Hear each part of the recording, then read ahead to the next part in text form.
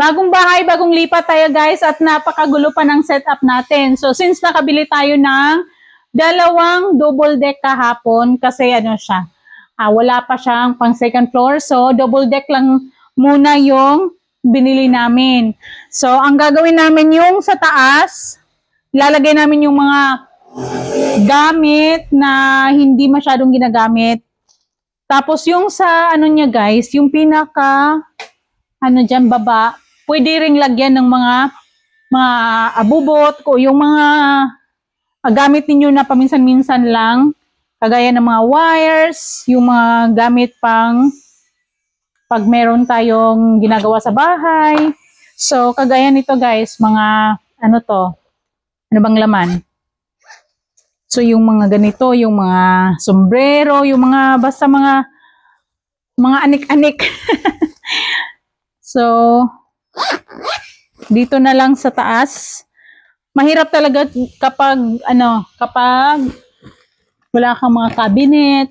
Wala pa kasi kami mga cabinet na mga malalaki. Taka, yung space namin hindi rin masyadong kalakihan.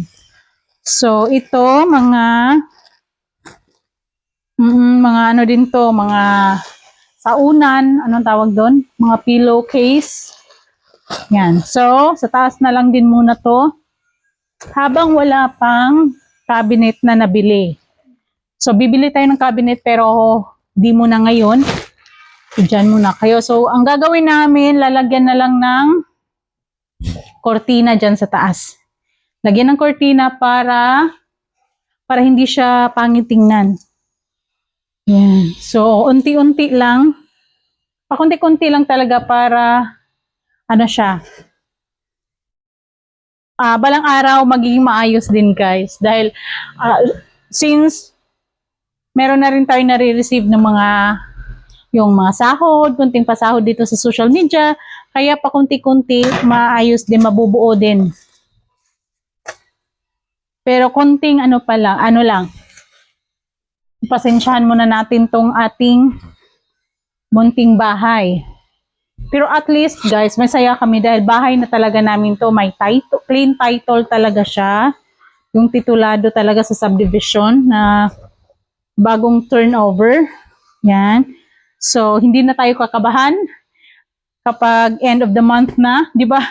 Kapag nangungupahan tayo, end of the month, kinakabahan tayo dahil kailangan na naman nating magbayad. Tsaka yung dati guys, yung bayad ng kuryente, napaka mahal dahil submeter. Alam naman natin kapag submeter, meron niyang mga percent na yung gamit sa pinaka-main, yung pinaka-main na like sa may-ari ng paupahan, tapos meron silang mga aircon, mga percent doon pumapasok doon sa submeter ng So, kaya mahal yung kuryente.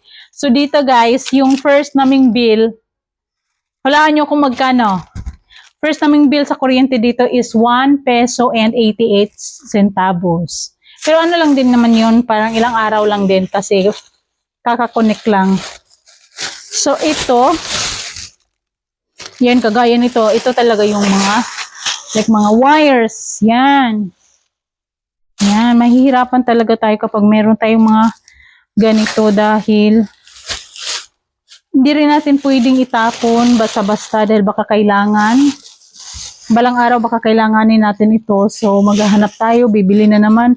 Mahal ang mga accessories ngayon, mahal. So, kailangang itago. So, papasok na lang natin sa bag na to. Papasok sa bag. Tapos, ilagay natin sa ilalim. Hoy, grabe naman talaga. Lahat nasa ilalim. Hindi naman lahat, guys. Yung iba nasa taas. Tapos, kapag dumating na yung isa naming double deck doon sa kabila naman. O, diba? So, para-paraan lang talaga kapag maliit yung space. Kailangang madiskarte kung saan dapat ilalagay. Yan. So mga ano niya guys, oh. Yung ano pa siya, rides with mga friends. Ano kasi sila, nagra-rides. Nasaan ba yun? Punasan muna kasi nabasa.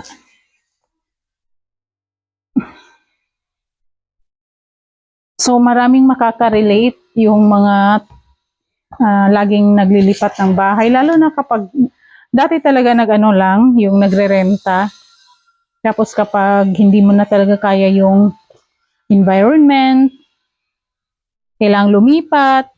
So, ganito na naman, magsiset up na naman. So, sayang din yung oras kapag ganito guys, kasi wala kang ibang magagawa kundi kailangan ayusin mo muna yung bahay, di ba? So, imbes na gagawa ka ng mga bagay na pwede kang kumita. So, for example, ako guys, nag-affiliate.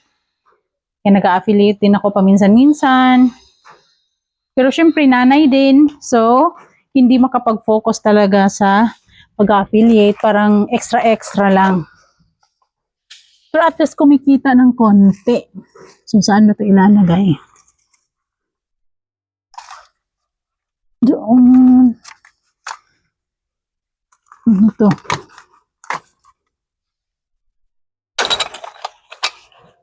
So,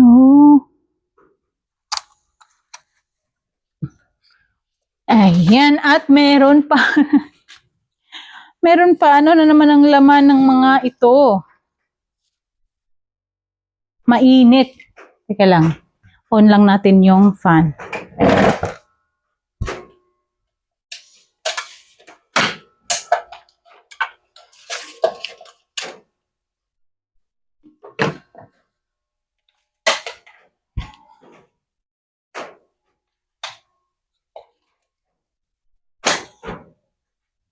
So, yung ating electric fan, i-on lang natin. So, yan na. May hangin na. Mga pala to, nakalimutan ko. Mga wires. Tsaka ito, yung mga itatapon na yung mga hindi kailangan. So, ito, yung mga fan blade. Ganyan. Kasi sa ano namin dati, yung nirerentahan namin, ganito yung mga gamit namin guys, ganito. Pero dito, kasi walang sabitan, mahirapan kang maglagay ng mga screw. Kaya yung desk fan, meron kaming desk fan dito na ginagamit. So, lahat ng to lagay sa ilalim ng ating higaan. So, mga ganito. So, para at least magiging maluwag naman yung ating space. So, bag namin, traveling bag.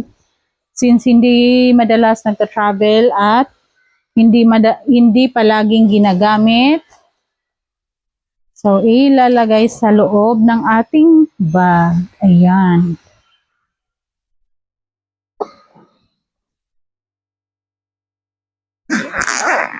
At, paano natin sa ilalim. Yan.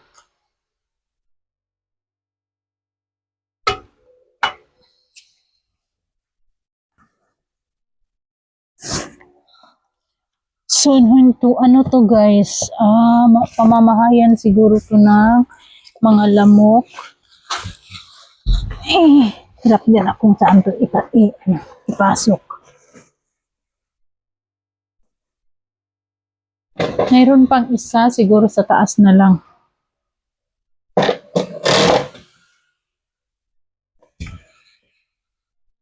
So, ang mangyayari ngayon ay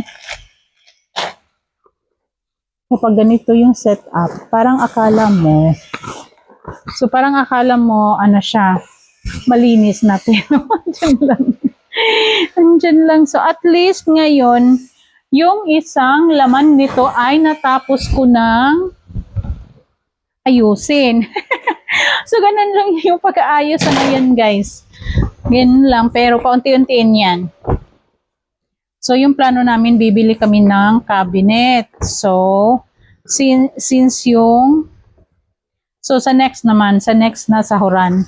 So, ngayong sahuran na to guys, double deck, mga groceries, bigas, yung 2 sako ng bigas na 50 kilos.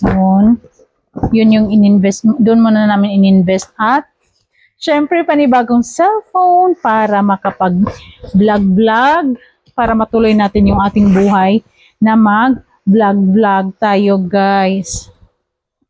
Hindi rin madali yung pag-vlog, lalo na sa dito tayo sa kay Meta, konti lang yung bigayan. Pero doon tayo sa Red App, yun guys, medyo malakas ang bigayan doon.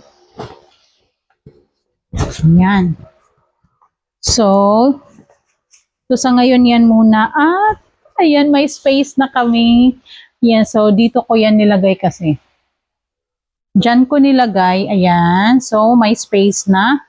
Pwede na nating lagyan ng